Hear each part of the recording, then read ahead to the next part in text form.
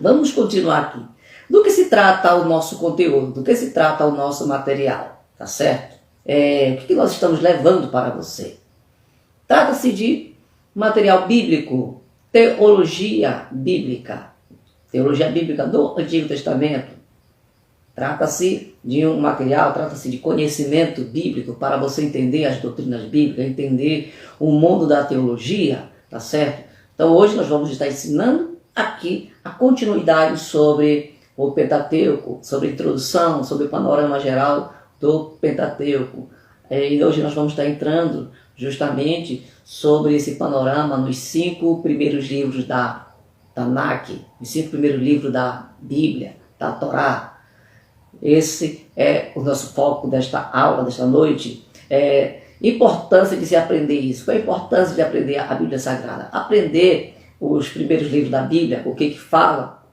É importante para você entender o mundo da teologia, que envolve ali os primórdios da história bíblica, as origens patriarcal, a origem das coisas, como tudo aconteceu segundo a interpretação bíblica, segundo a teologia bíblica, e também alguns paralelos que tem entre os textos bíblicos da criação, com relação a outros materiais escriturísticos, extras bíblicos, oriundos das civilizações contemporâneas ali de Abraão, ou até antes mesmo dele, a utilidade do conhecimento para o aluno.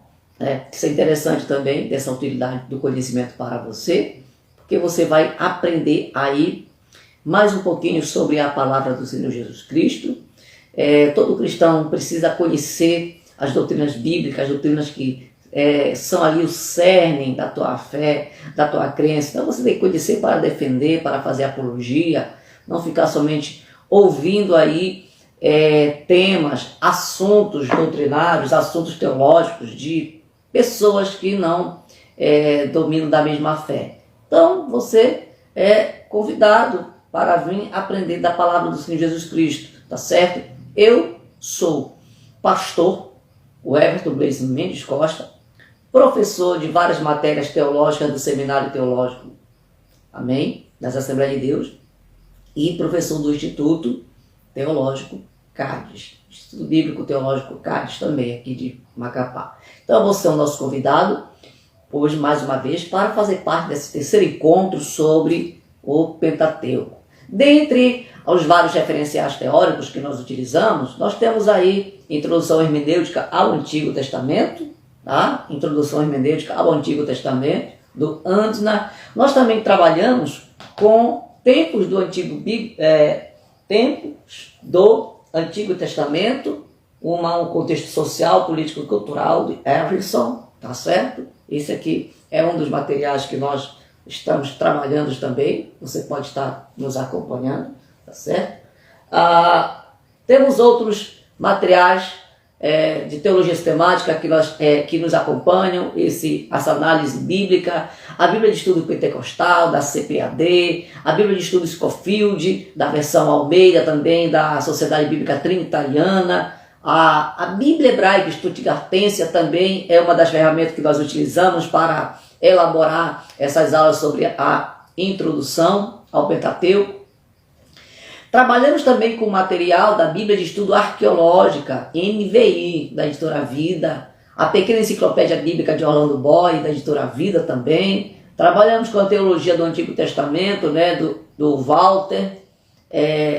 Trabalhamos com o Antigo Testamento Interlinear Hebraico e Português, da Editora Sociedade Bíblica do Brasil. Todo esse material fazem parte do bojo, né, do referencial teórico que nós utilizamos para fazer essas aulas do Pentateuco. E esse é o material também que nós utilizamos para a aula de hoje, tá certo? O texto do Antigo Testamento, a edição reformulada da introdução, tá certo? Da Sociedade Bíblica do Brasil.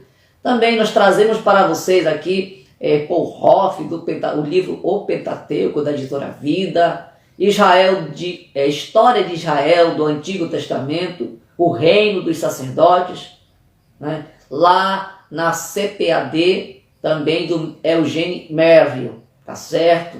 E também trabalhamos no Dicionário Internacional de Teologia do Antigo Testamento, da editora Vida Nova. É um dos materiais que nós também trabalhamos para desenvolver essa aula, certo?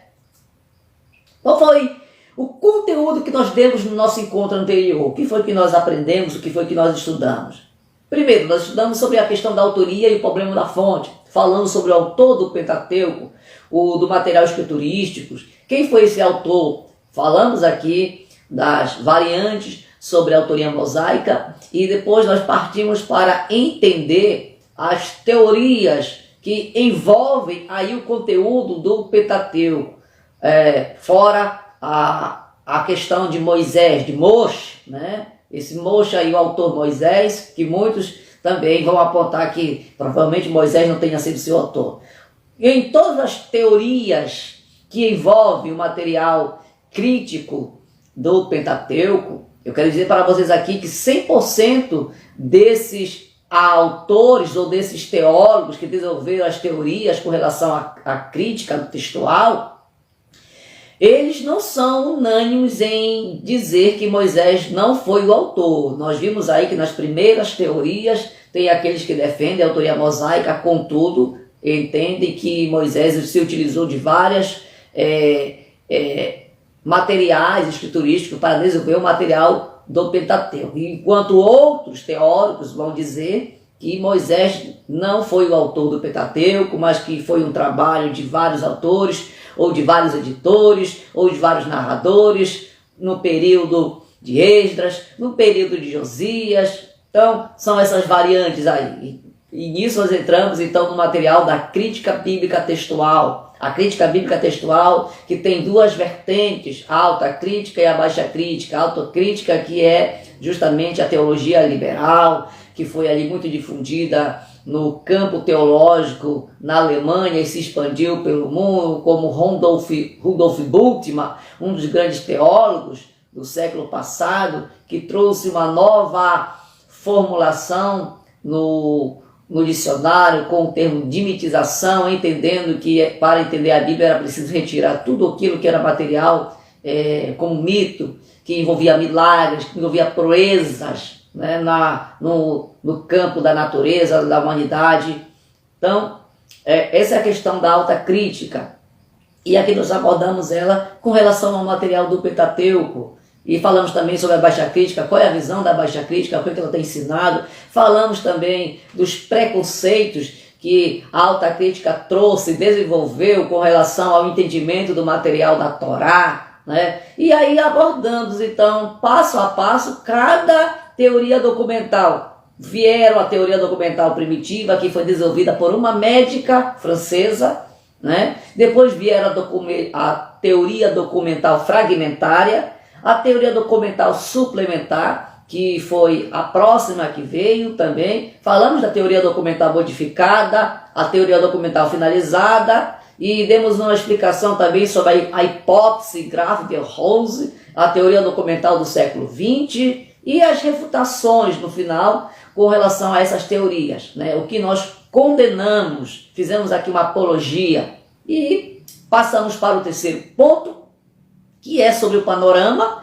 entrando já ali para entender a geografia, aonde se situa todo o material do Pentateuco com relação à sua questão histórica, à sua questão geográfica, as sociedades, o panorama ali, o Oriente Médio, o Extremo Oriente Próximo, e falamos aí um material de suma importância arqueológica que foi a epopeia de Gilgamesh, né? E depois nós falando sobre as diferentes abordagens teológicas. Existiam dois campos de interpretação. Um deles, o campo do conhecimento empírico, e o outro, o campo do conhecimento epistemológico. Conhecimento empírico, que foi uma época até meados ali de 1800, que muitos, né, nem argumentavam, nem faziam críticas, só recebiam aquilo que vinha, achando que tudo era da vontade de Deus, tudo que acontecia no mundo era da vontade de Deus. Então veio o iluminismo fazer uma reviravolta no mundo da filosofia, no mundo da história, da antropologia, das artes, colocando o homem no seu devido lugar. Se o homem tem um papel aí para realizar, qual é o papel desse homem, né? Não descartando Deus, mas colocando o homem no centro do conhecimento, na busca por verdade. E com isso, então, vai surgir ali o campo epistemológico, o campo científico, o campo em que o homem, para dizer se algo é verdadeiro ou não, ele vai em busca da experimentação. E então, por volta do século já de 1900, é que vai haver então esse diálogo entre a parte do campo do conhecimento cultural, que é trazido por gerações e gerações, esse conhecimento aí que você traz de casa, e houve um embate com aquele conhecimento mais profundo, mais analítico, aquele conhecimento que passa pela experimentação. E aí quando surge, né, quando isso entra para o campo da teologia, o primeiro material que vai entrar na mira da discussão é justamente o material do Pentateuco, tá certo? O material da Torá, que compõe os 5 livros mosaicos, né? O livro de Bereshit, livro de Shemot, o livro de Vaikra, o livro de Bamidbar e o livro de Devarim, os livros que compõem o Shumak, né? Shumak, que é os 5 rolos. Vamos entrar aqui falando sobre anacronismo. Anacronismo, que vem de aná e de cronos, quer dizer, é um contra o tempo, é uma situação, é algo que acontece em uma determinada época, período, que pode haver ali uma certa discrepância ou de conteúdo, de evento, de pessoas, de objetos, de costumes, de sentimentos, pensamentos. Numa determinada época se narra, ou então você vê esses fatos aí apontando para algo posterior. Era como se não tivesse conexão. Algo, digamos assim, da nossa época, do nosso tempo, mas com uma situação, fato, objeto, que viesse surgir daqui a centenas de anos mais à frente, que ainda não é do nosso conhecimento, né? Uma mensagem histórica, isso chama-se anacronismo. Ocorre quando pessoas, eventos, palavras, objetos, costumes, sentimentos, pensamentos ou outras coisas que pertencem a uma determinada época são erroneamente retratados em outra época. Então, o anacronismo, ele podem ocorrer num relato narrativo, numa história, numa pintura, num filme, ou qualquer meio real de ficção. Você consegue ver isso aí em muitos filmes lançados, alguns erros de desvio histórico, né? E outros mais. E aí trouxemos aqui alguns exemplos para você. Gênesis 36, 31. E estes são os reis que reinaram na terra de Edom, antes que reinasse rei algum sobre os filhos de Israel. Vejam só esse versículo. Em Gênesis, versículo 31. Mas ele está apontando para uma situação que vai acontecer no período dos reis. Veja só, é centenas e centenas de anos na frente.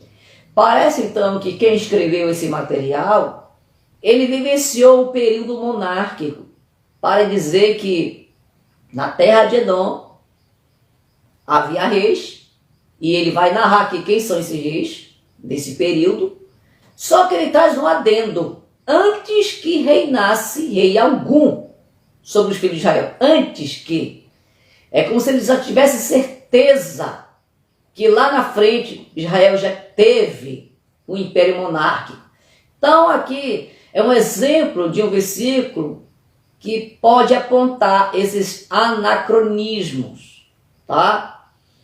Outros vão defender que isso aqui trata sim de um ponto, de uma referência profética, que quem escreveu já estava escrevendo algo futuro, mas aqui como uma revelação profética, e não como um desvio histórico. Então isso aqui são coisas que a alta crítica, ela vai colocar em xeque, né? Então, esses anacronismos podem indicar que outros autores inseriram texto no Pentateuco. Olha outro exemplo, Êxodo capítulo 16, versículo 35. E comeram os filhos de Israel maná 40 anos, até que entraram em terra habitada. 40 anos. Veja só que em Êxodo. Só que o material do Êxodo narra o quê? O momento da saída do povo hebreu do Egito até a sua estadia no Sinai. Como é que esse autor saberia que Israel ficaria 40 anos perambulando no deserto? Né? Então, esse material, o que ele nos diz? O que ele aborda? Nós devemos saber e entender também que Moisés desenvolveu esse material, mas que necessariamente quem nos diz que foi nesse período da libertação que o material do Êxodo estava sendo escrito? O material do Êxodo pode ter muito bem sido escrito lá no período do Deuteronômio também, quando o povo esteve ali parado, acampado, né, de frente à fronteira de Canaã. Ali, com certeza, com relação à segunda geração. Talvez esse período aí utilizaram para escrever o Êxodo. Tá? Então nós não temos como dizer, na verdade, qual foi a data específica ou qual foi a data correta que foi escrito esse material. Então o autor que escreveu, com certeza, ele deve ter usado, provavelmente, depois dos 40 anos, para especificar aqui nesse conteúdo, né, de Shemot. Então são coisas que devem ser levadas em consideração. Existem outros versículos aqui que eu tenho colocado como exemplo. Era Moisés da idade de 120 anos quando morreu, os seus olhos nunca se escureceram, nem perdeu o seu vigor. Está aqui, Deuteronômio 34, versículo 6 a 8, que vai falar sobre a morte de Moisés. É claro que não foi Moisés que desenvolveu esse material aqui, que encerra o texto do Gênesis. Uns apontam que pode ter sido Josué, outros apontam que pode ter sido uma outra pessoa em anos posteriores. E nós já falamos disso aí com relação à crítica, tá certo? Vamos estar entrando então aqui para o mundo dos patriarcas. O que o mundo dos patriarcas então vai nos falar? O que o mundo dos patriarcas vai nos ensinar com relação ao momento histórico do Pentateuco? Vamos lá. O mundo dos patriarcas, você pode me acompanhar aqui, ó. Começa ali de Ur da Caldeia até Padan-Aram. Foi uma época em que Abrão, depois de receber a revelação de Deus, ele sai com sua família, sai com seu pai também e chega em Padan-Aram, né? Aqui, ó, chega em Padan-Aram. Então ele sai de Ur da Caldeia e vai a Padan-Aram.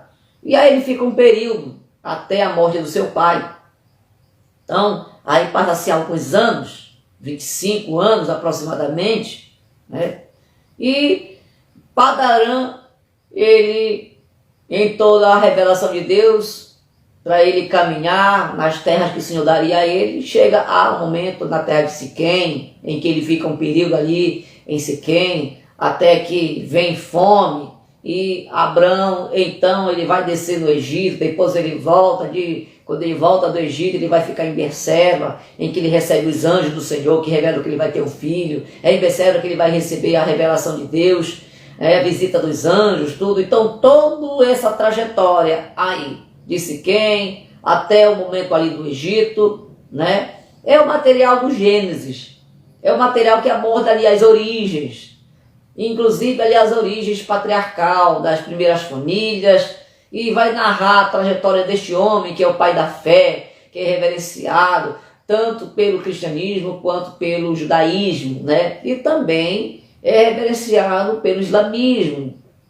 amém? Porque o judaísmo, o islamismo e o islamismo, o cristianismo são consideradas religiões do livro e também são religiões que apontam para Abraão, né? E ali a história da libertação do Êxodo, do recebimento da lei no Sinai. Esse aqui é o material do Êxodo, de Shemot, né? Que vai começar apontando os nomes que entraram ali no Egito, a família de Jacó entrando no Egito. E passa o período aí, que eles chegam aqui no Sinai e recebem a lei do Senhor Jesus, né? E aguardam então a continuidade da promessa.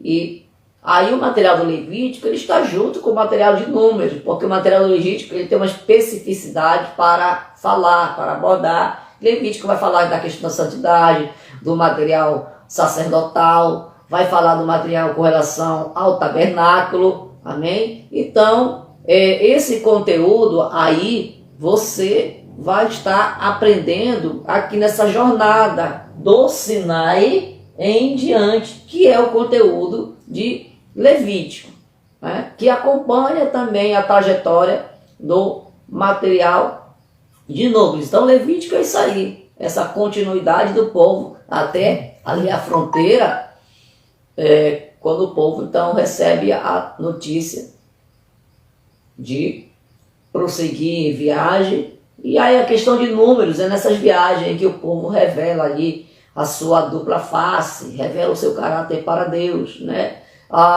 E aí o material de Números é o livro das jornadas, é o livro então que está apontando para a jornada do povo hebreu no deserto aí em busca da conquista, tá certo? Em que eles param ali na fronteira e aí infelizmente recebem a sentença de retornar. Então, a partir do momento em que o povo está ali, né, recebe aquela sentença de retornar, é material do Deuteronômio, não segunda lei, mas da repetição da lei, gente, porque não é uma segunda lei, é a mesma lei, porém dividida em homilias, para que a segunda geração que vai entrar na terra de Canaã possa entender quem é esse Deus que se revelou no passado, ou quais foram os grandes feitos que ele realizou ali perante a primeira geração. Amém? Vamos entrar agora aqui então no material do Gênesis. Vamos entrar no material e entender um pouquinho. Gênesis capítulo 1, versículo 1, que nos fala: no princípio criou Deus os céus e a terra. No princípio criou Deus os céus e a terra. Um versículo que em hebraico, Bereshit bara Elohim et hashamayim vet haaretz. Tá? Bereshit bara Elohim et hashamayim vet haaretz. Tem uma coisa que no hebraico se lê da direita para a esquerda. É diferentemente da leitura que nós fazemos como no português. Então você lê o hebraico daqui da direita para a esquerda. Acompanha as línguas orientais, hebraico, aramaico e até o árabe se lê desta maneira, certo? Então, Bereshit, que você está vendo aí, no princípio, tá? Apontando para o título do livro, Bereshit, no princípio. Este é o título do livro, que em grego, em arre, é poiesen hoteoston, uranon kai tegen, Gênesis. Palavra Gênesis, que em grego significa origem. E Bereshit, ou a palavra Reshit, no hebraico, que significa princípio. Tem a ver com principado. Amém? Então, o Pentateuco, ele segue as características de escritos antigos, de nomear o livro pelas palavras iniciais, mas os nomes existentes em nossa Bíblia vêm do grego, né? Lá da versão Septuaginta, que utiliza o assunto do livro.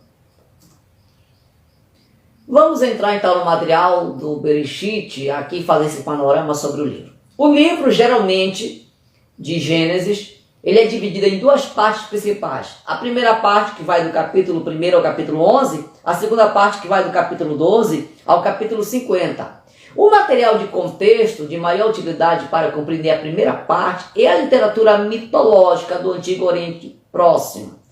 Porque as nossas aulas, elas sempre vão ter esse diálogo com outros materiais, né, de outras literaturas mesopotâmicas. literatura egípcia, literatura cananita, para reforçar algumas semelhanças e diferenças com o material bíblico. E vamos continuar aqui. Tanto a mitologia mesopotâmica como a egípcia fornece uma grande quantidade de material que referenda as perspectivas contemporâneas da criação do mundo e dos seres humanos. Essas obras vão incluir o Enuma Elish e o Épico de Atrahasis, tá? Duas obras e também uma série de mitos sumérios da região da Mesopotâmia. Então, no Egito, tem 3 textos principais em Mênfis, em Heliópolis e Hermópolis, né? 3 cidades egípcias ali, que nelas foram encontrados então, esses materiais escriturísticos que trazem muitas coisas importantes para nós, né? Existem narrativas diluvianas na região da Mesopotâmia, como nós já mostramos no Épico de Gilgamesh e no Épico de Atrahasis. Também existe esse material que fala um pouquinho da história, ou que aludem a certos acontecimentos registrados na Bíblia, em Gênesis. O exame dessas literaturas nos ajuda o quê? A observar as várias semelhanças e diferenças entre os conceitos do Antigo Oriente Próximo e Israel. As diferenças entre a literatura do Oriente Próximo e a literatura bíblica vão nos ajudar a avaliar algumas das características tanto da cultura de Israel como da fé bíblica. Então é interessante, sempre nós fazemos essa análise textual desse material, que muitas vezes você que está estudando teologia não teve ainda conhecimento, já ouviu falar, mas ainda não teve essa proximidade com essa literatura, né? Exemplo, estão incluídos aqui também alguns detalhes específicos: o formato da arca, a duração do dilúvio, os conceitos fundamentais, né? O contraste então entre a visão bíblica da criação, que foram dados através da revelação divina, e a visão mesopotâmica que associava a criação do mundo ao nascimento da divindade cósmica, né? Quando a Bíblia revela sobre a criação, está apontando ali para algo da revelação de Deus, amém? Obra de um só Criador, enquanto na visão mesopotâmica, quando se trata de relatos de criação, está sempre apontando ali com uma conexão com alguma divindade cósmica, surgimento de uma divindade cósmica. Então vejam só, é possível nós encontrarmos semelhanças e diferenças num único elemento: a ideia da humanidade sendo criada. Primeiro, a ideia da criação a partir da argila da terra. E segundo, a imagem da divindade. Nós vemos isso no texto bíblico, né? Façamos o homem segundo a nossa imagem e nossa semelhança.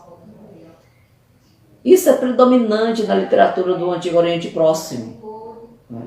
Porém, Israel, nos seus escritos, vai conceder um conceito e um caráter ímpar, né? Porque vai colocar ali uma esfera totalmente diferente nesse conteúdo. Questões de semelhança diferentes muitas vezes são bastante complexas, e as conclusões pessoais de um erudito, elas podem ter um caráter altamente interpretativo. Por quê? Ele pode colocar aqui suas próprias pressuposições quando ele lê o conteúdo de um texto bíblico, e não tem aqui um material para ele fazer comparação, para ele fazer as semelhanças. Veja só, no Épico mesopotâmico de Atrahasis, assim como em Gênesis capítulo 1, versículo 11, nós encontramos um resumo da criação, 3 ameaças e uma resolução, né? Ao apresentar genealogias, o texto bíblico está refletindo a bênção de frutificar e multiplicar-se, presente no livro de Gênesis, enquanto que no texto paralelo de Atrahasis, os deuses se mostram aborrecidos com o aumento da população humana e tentam refreá-lo, né? Essa é uma diferença. Não existe nenhum paralelo na literatura do Antigo Oriente Próximo para as histórias dos patriarcas. Nós não encontramos em outras literaturas, então, algo que aponte sobre o período dos patriarcas ou a vida patriarcal, um exemplo, né, dessa sociedade. A história patriarcal ela revela a nós a vida dos líderes tribais e das suas famílias naquele período, né? No período de Abraão. E à medida que se dirigiu a Mesopotâmia para Canaã e daí por Egito, durante o processo da formação da aliança. Porque o período patriarcal é um período em que a aliança de Deus para com o povo, ela está ainda no desenrolar, ela está ainda nos seus inícios, né? Da uma progressividade histórica. E aí nós encontramos vários documentos em Nus, em Mari, em Emai e Alalak. Né? Esses documentos que foram descobertos na Síria, na Mesopotâmia, eles vão nos fornecer para nós informações sobre a história, sobre a cultura, sobre os costumes do Antigo Oriente Próximo durante o segundo milênio. Vão permitir para nós uma melhor compreensão dos eventos políticos e do povoamento histórico da região. A fim de entender por que as pessoas agem de determinada maneira e por que tomam certas decisões, é importante a gente conhecer os padrões da cultura em que estão inseridas. Então isso nós fazemos uma análise, analisando o material do Pentateuco e também trazendo uma análise desses materiais que foram encontrados aí pela arqueologia de outras civilizações também desse período mosaico, né? Analisando a cultura judaica, podemos descobrir que determinadas atitudes dos patriarcas resultam em alguns costumes que não entendemos bem e que poderíamos facilmente interpretar erroneamente. Na maioria das vezes, os documentos, né, encontrados vão nos fornecer informações que permitem corrigir esses equívocos. A visão de mundo dos patriarcas e das suas famílias se diferenciava muito pouco da visão comum dessas narrativas do Antigo Oriente Próximo da época. Então, quando a gente analisa ali um determinado fator histórico que está no material do Pentateuco, nós podemos fazer então uma análise paralela com esses materiais também históricos, mitológicos, de outras civilizações, e vamos ver ali que a visão de mundo dessas civilizações eram comuns, eram partilhadas comumente, né? Poderia ter sim variações na hora da interpretação de um evento histórico, como o dilúvio, ou até mesmo como a criação do homem. Mas o que é comum é que essas narrativas sempre apontam ali a uma divindade no meio, né? Que aponta ali a importância da criação e que, com certeza já surgiu essa história ali de uma história primária, que vai dar origem às demais interpretações. Também a hermenêutica bíblica ela vai nos fornecer uma compreensão da cultura geral.